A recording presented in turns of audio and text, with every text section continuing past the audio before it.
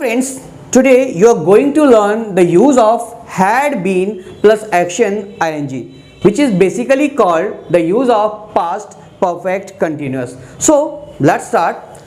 जब भी हम पास्ट परफेक्ट कंटिन्यूअस यानी कि हैड बीन एक्शन आईएनजी का यूज करेंगे, इसका मतलब होता है कोई भी काम पास्ट से अब तक चल रहा था।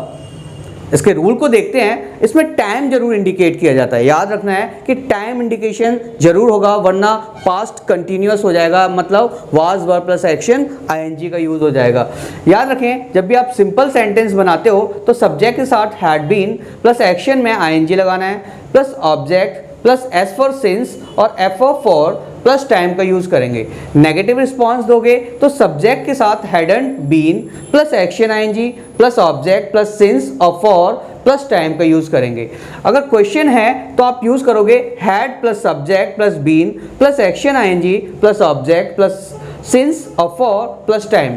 ओके, उससे पहले हम जान लेते हैं कि कहाँ पर सिंस का यूज करते हैं और कहाँ पर फॉर का यूज करते हैं। वैसे मैंने अपनी लास्ट वीडियो में भी आपको बताया था कि मतलब सिंस का यूज़ बेसिकली कहाँ पे करें और फॉर का यूज़ कहाँ पे करें। एक बार फिर से जान लेते हैं। जब भी आप सिंस का यूज़ करोगे, it is used for certain periods of time.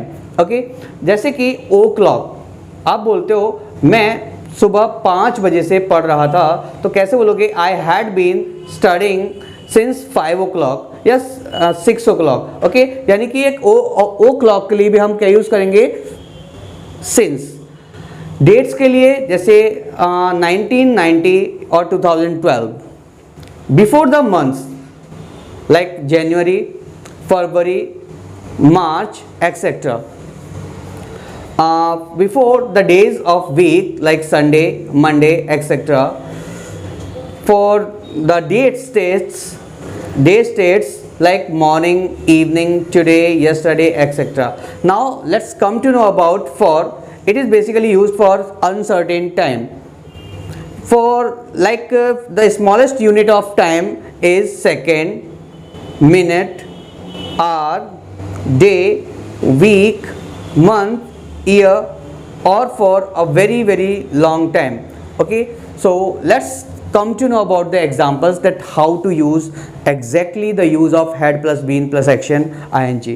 आप बोलते हो मैं 4 बजे से गीता पढ़ रहा था, यानी कि 4 बजे से गीता पढ़ रहा था और काम अब तक चल रहा था। आप समझ जाएंगे this is nothing but the use of had been plus action ING. अगर आप सिंपल बोलते हैं मैं 4 बजे गीता पढ़ रहा था, तो that would be the use of was verb plus action ING. I was reading Gita at 4 o'clock। Okay, लेकिन 4 बजे से काम अब तक चल रहा था, आप समझ जाएंगे यूज है had been plus action ING का। तो देखिए कैसे यूज करते हैं। I had been reading Gita for 4 o'clock, और द गीता भी यूज कर सकते हैं, sorry. I had been reading the Gita for 4 o'clock। Okay, वह कई दिनों से तुमसे बातें कर रही थी। कैसे बोलेंगे, she had been talking to you for many days. Next है मोहन 1 जनवरी से यहाँ नहीं आ रहा था, तो Mohan hadn't been coming here अब 1 जनवरी से। ठीक है, सर्टेन टाइम है तो कैसे बोलेंगे, सिंस 1st of Jan और 1st of January। Okay, question करेंगे तो कैसे बोलेंगे, क्या तुम पिछले सप्ताह से यहाँ आ रहे थे, तो had you been coming here for last week.